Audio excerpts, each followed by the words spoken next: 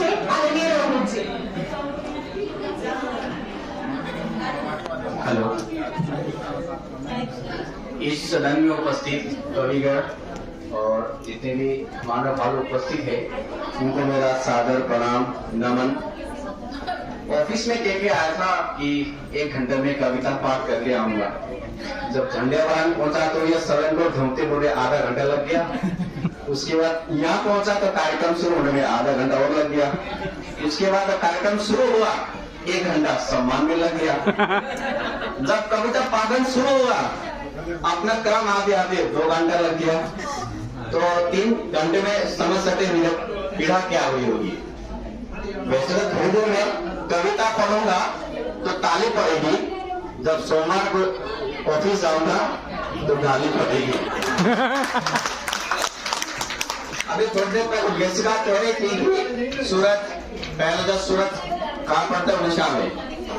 तो मैं मणिपुर से आता हूँ तो बहुत लोग जब मैं पहली बार दिल्ली आया था तो बहुत पढ़े लिखे लोग जब मैं परिचय होता था तो पूछते थे भाई कहाँ से हो।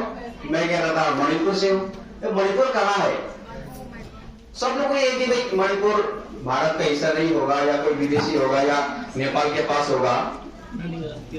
तो इसलिए एक बार जवाहरलाल नेहरू ने कहा था कि जेवल ऑफ इंडिया मणिपुर जो है सोने का कटोरा है। तो इसमें बचपन में हम गीत गाते थे, यहाँ भूमि कितनी सुंदर है, पर्वत की एक माला है, अति प्रथम है सूर्य किरण, यह कहलाती पूर्वांचल, यहाँ भूमि कितनी सुंदर है।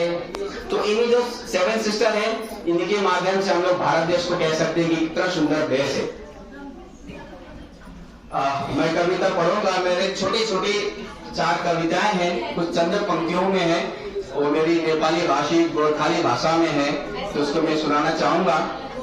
कवि लोग यहाँ पे कविता सुनाने आए हैं और पीछे बैठे लोग कविता सुनने आए हैं, लेकिन ताजुब की बात है कि पीछे बैठे बैठे सब लोग एक दूसरे को सुना रहे हैं। तो सभी का ध्यान आकर्षण करना चाहूंगा कि कविता सुने। और पहले कह दिया है जिनको कविता समझ में नहीं आती उनको भी ताली बजाना है और जिनको समझ में आती उनको बजाना है।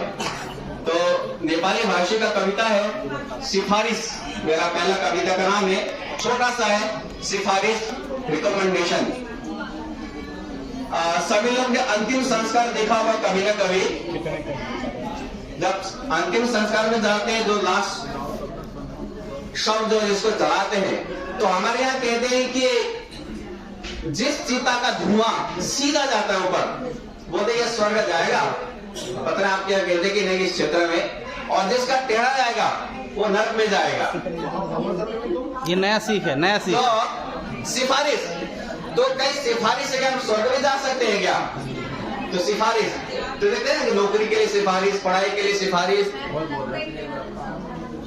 कह रहे हैं कि फटकार मारिए, पीछे बहुत बोल रहे हैं। तो कृपया सुन, आपने सुनने का डाल है तो स्वर्ग जाना है। तो उसी पर चंद्र पंक्ति पर मैंने कविता लिखा है। कविता इस प्रकार है, बूढ़ा पाका को भनाई छ, चिता जलेको धुआं, सीधा उड्दा स्वर्ग जाने, बाङ्ग उड्दा नर्क। बुढा पाकाको भनाइ छ, चिता जलेको धुआं, सीधा उड्दा स्वर्ग जाने, बाङ्ग उड्दा नर्क। त्यही कारणले हे हावा तिमीसँग, हे हावा तिमीसँग अहिले नै सिफारिस राखे, मेरो चिताको धुआं उड्ने बखत, मेरो चिताको धुआं उड्ने बखत तिमी कतै नहिँडी म जलेको तमासे हेरिरहनु है। मलाई स्वर्ग गएर स्वर्गमा आनन्द लिनेहरूको एकचोटि कडावाला परीक्षा लिनु छ, कडावाला परीक्षा लिनु छ। इसलिए जो सिफारिश से जो जाते हैं उनकी योग्यता और जो योग्य होते हैं उनमें क्या डिफरेंस है मैंने बताने की कोशिश किया है। आजकल आम जीवन में जो 24 घंटे का हमारा दैनिक रहता है तो सबसे कॉमन चीज क्या है? मोबाइल। उसके अंदर में और कॉमन चीज क्या है? Camera, photo. सब लोग फोटो के फोटो ले रहे हैं, हर कोई फोटो लेता है। कार्यक्रम के बाद जाएंगे तो अच्छी अच्छी फोटो होंगी, उसमें हम सोशल मीडिया में डालेंगे, है ना। तो कैमरा को मैं किस प्रकार देखता हूँ, चंद पंक्तियां है। कैमरा कहता है, म काले मान्छेलाई काले खिच्छु, म काले मान्छेलाई काले खिच्छु, गोरेलाई गोरे, सुन्दरलाई सुन्दर, कुरूपलाई पनि कुरूपले खिच्छु। कैमरा अगाडि भन्छ, आज भोलि मेरो योग्यता, पुराने जमाने कैमरा और अभी कैमरा में देख लीजिए कितना टेक्नोलॉजी डेभलपमेन्ट हुआ है। आज भोलि मेरो योग्यता निकै विकसित भएको छ, कालेलाई पनि गोरे खिचिदिन्छु। मैं काले को भी गोरा कर देता हूँ, कैमरा बोल रहा है। कालेलाई पनि गोरे खिचिदिन्छु, मन फुरुक्क बनाइदिन्छु। मान्छेको बानी हेर्नु न, कोही पनि कालो तस्बिर लिएको मन पराउँदैनन्, उसको त्यही रूप खिचिदिँदा फोटो राम्रो आएन भन्दैनन्।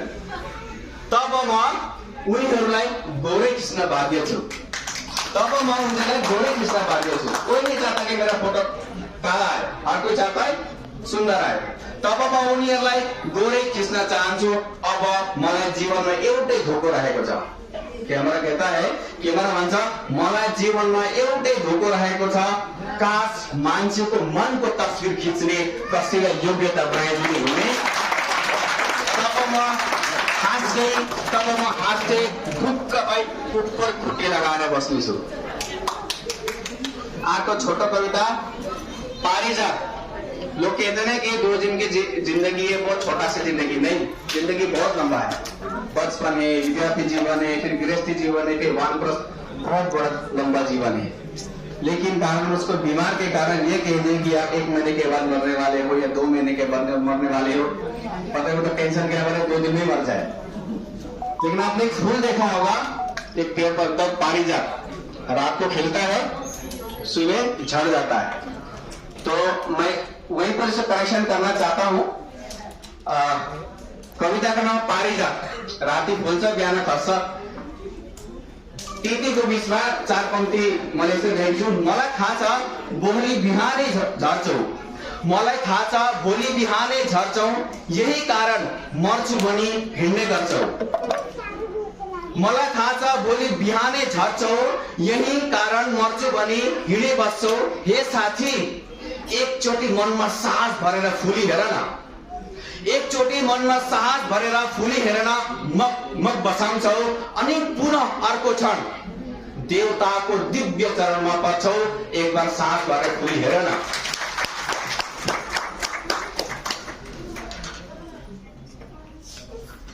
अन्तिम कविता छ मेरो।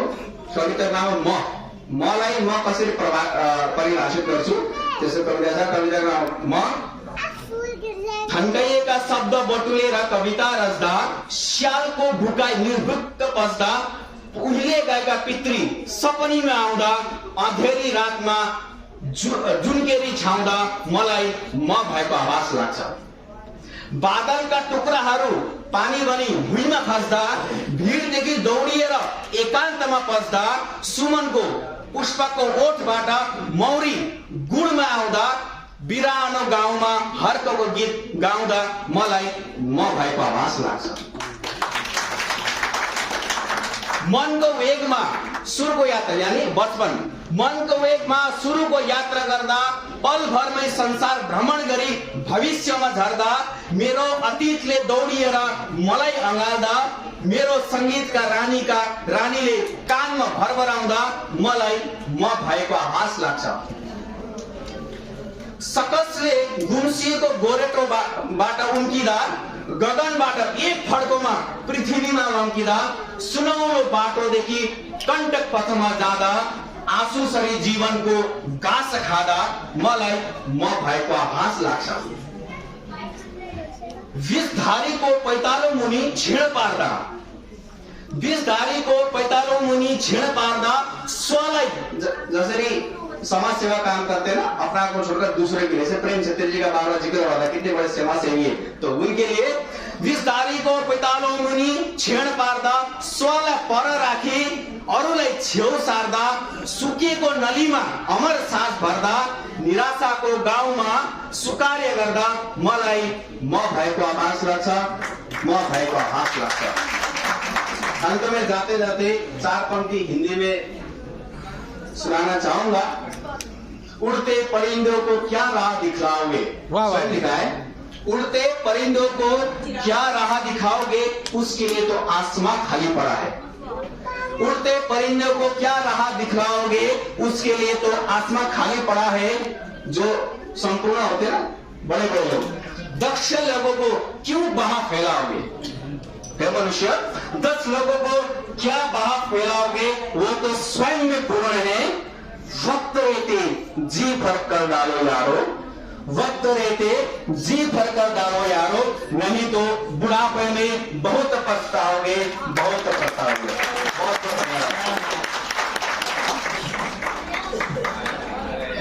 बहुत बहुत आभार। और आपको जो सुविधा हुई समय की, परसों मंडे को जो होगा उसके लिए आपको पहले से ही शुभकामनाएं। बहुत अच्छे छोटे छोटे विषय आपने चुने, बहुत बड़ी कविता। मैं पुनः आभार व्यक्त करती हूँ और सीधा सीधा अब बहुत अधिक समय न लेते हुए चलिए वहाँ सुदूर दक्षिण में चलते हैं, जहाँ ऐसा कहा जाता है लड़ाइयाँ होती है, तमिल और हिंदी बहने नहीं हो सकती, पता नहीं क्या क्या, एक बहुत बड़ा विवाद है भाषा के नाम पर उस विवाद को